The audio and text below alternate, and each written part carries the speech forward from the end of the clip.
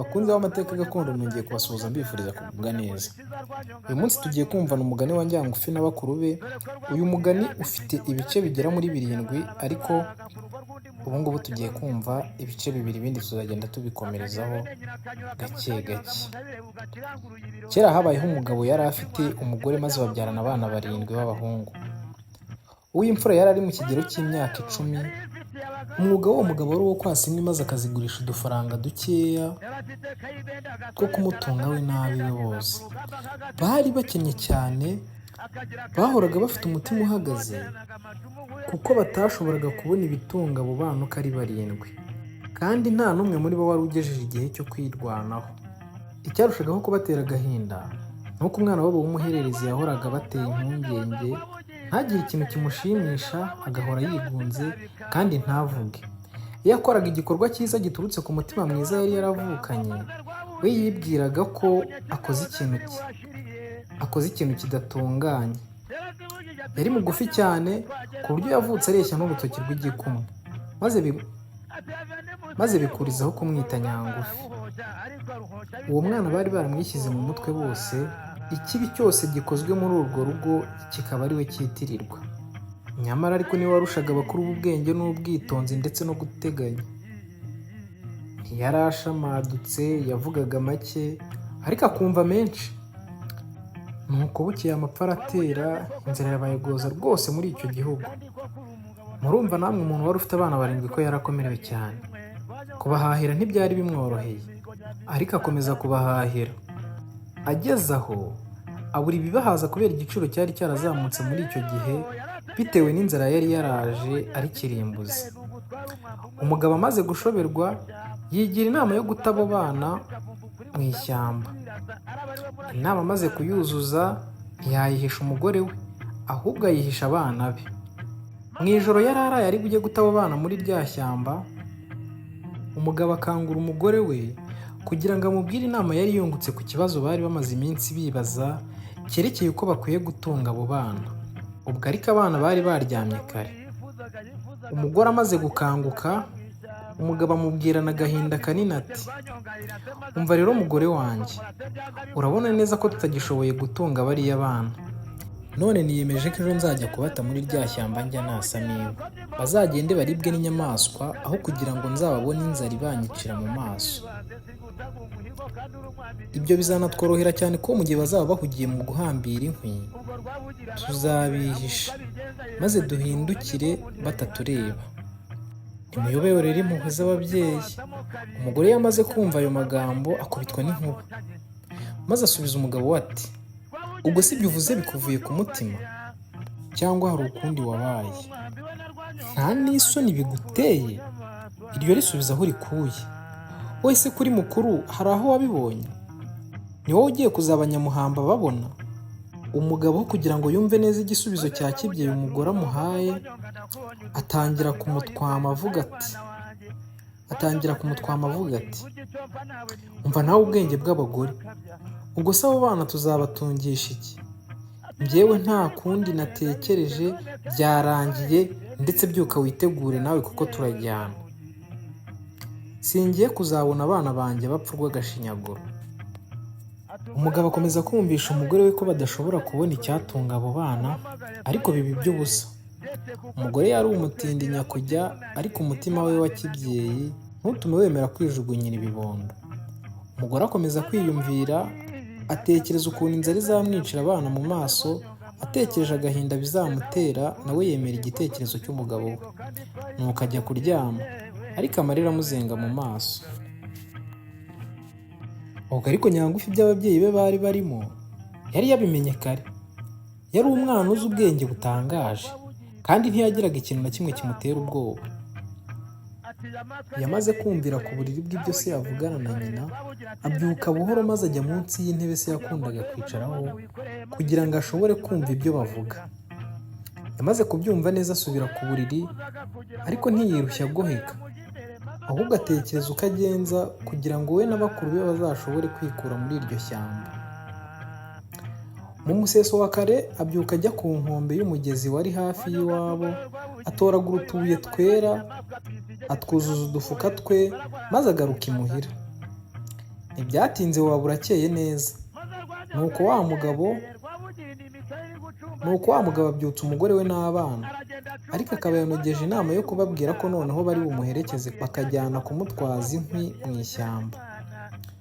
Nuko arabyuka nabo barabyuka, arababwira ati uyu munsi muramperekeza na nyoko, kugira ngo muntwaze inkwi, umwe arazana izo ashoboye, hanyuma tuzishyire hamwe maze tuzigurishe amafaranga, noneho ahari aba menshi tukayahahisha ibidutunga nibura icyumweru.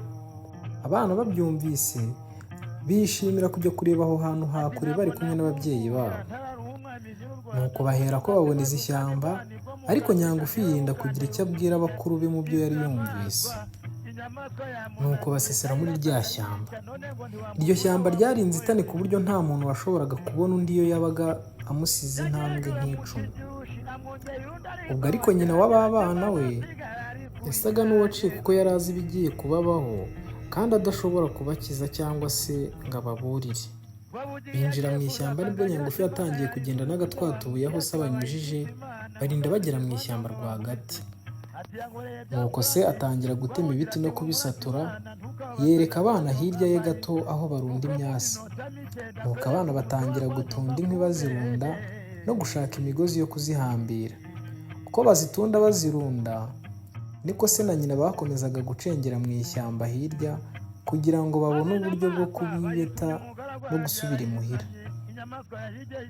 Abana bakomeza kurunda inkwi, bigeze baza gukebuka aho ababyeyi bari, ntibagira n'umwe babona. Nuko batangira guhamagara se na nyina bataka cyane ngo bitabwe nande. Abana batangira kugira ubwoba bwinshi, batangira kurira bakeka ko inyamaswa zaba zabaririye ababyeyi none nabo zikaba zigiye kubarya. Bari bihebye basigaye mu kangaratete, ariko Nyangufi arabihorera bakomeza gusakuza barira, kuko yari yizeye inzira iza kubasubiza imuhira kandi akaba azi neza ibyo ababyeyi babo bamaze kubakorera.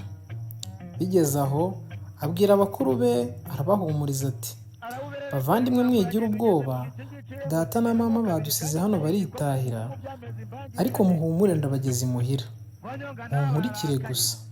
Nuko abajya imbere, bakurikira hahandi yagiye anagutubuye, bagiye kubona babona bageze imuhira. Bakuru be baratangara, bakavuga bamushimagiza bati uri akagabo sha. Nawe kubera ko yitonda cyane kandi akamenya kwiyoroshya, mbese ntashake ko hari umenya akazi ubwenge, arababwira ati sinjye ahubwo ni amahirwe tugize. Abivuga amwenyura. Abana ntibahereye ko binjira mu nzu, bagumye ku muryango bumva ibyo ababyeyi babo bavuga. Ubwo umugabo n'umugore bakigera imuhira, umuntu ukomeye cyane kuri uwo musozi yari yabishyuye amafaranga yarabamazemo igihe kirekire. Uwo mwenda ntibari bakiwutekereza, bari barakuyeho amaso. Ayo mafaranga ntiyarabakijije, ariko bamaze kuyabona baranezerwa cyane kuko inzara yari imaze kubarembya. Ako kanya Nyamugabo yohereza umugore kugura inyama kubera ko bari bamaze iminsi batazirya. Umugore agura inyama nyinshi ku buryo abantu babiri batashoboraga kuzirya ngo bazimare. Inyota ntindi gufunguza utari bumare. Nuko umugore arateka, amaze guhisha ararura, bararya birabasegeka. Inyama zose zisigarira aho ngaho, dore ko udaheruka kurya n'iyo abibonye atabishobora.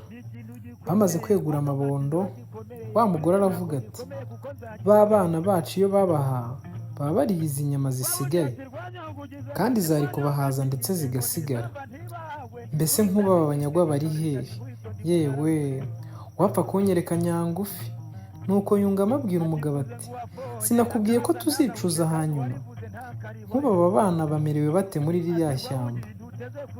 Uzi ko uri inyamaswa mu zindi, wowe watinyutse kujugunya urubyaro rwawe kariya kageni? Ese nk'ubu niba bakiriho baratuvuga iki? Rero nanjye ngo bakiriho naruha mama naruha.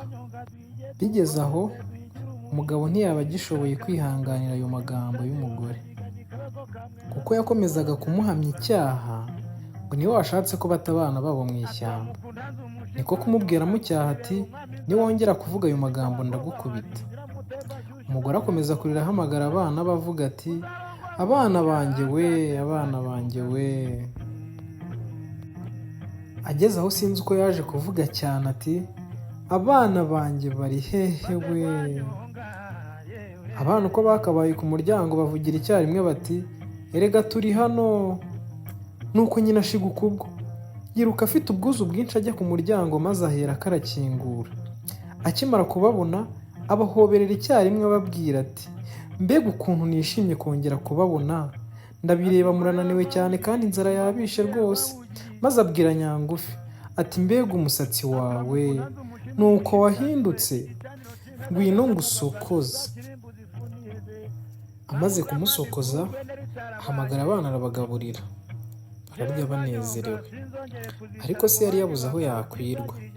Hashize akanya yikura mu isoni ati mwari mwagiye he mwabigoryi mwe? Mubonye igihe twabashakiye tukababura, tukarinda kwiyizira twibwira ngo mwatashye. Abana bacisha make bakomeza kurya bafite umunezero.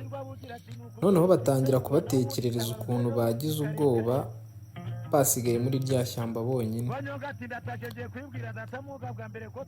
Icyaje kuba kibi ni uko ibyo byishimo byashiranye na ya mafaranga. Ibyakeye kabiri ya mafaranga amaze gushira, ababyeyi bongera guta abana babo mu ishyamba, ariko noneho mu ryakure cyane. Mbega ababyeyi bakunzi b'amateka gakondo, naha turangirije igice cya mbere n'icya kabiri. Tuzakomeza ubutaha, nongera kubibutsa gukanda like, share na comment, ndetse mukora na subscribe kugira ngo ibice bizakurikiraho muzabyumve. Murakoze cyane, murakarama. Navuze ko naramuka mu ntanzi ibyacu byose azabirimbura, ntuzongere kuzasoma inzoga mu bagabo mama kazamwambika uruhu rw'ihene.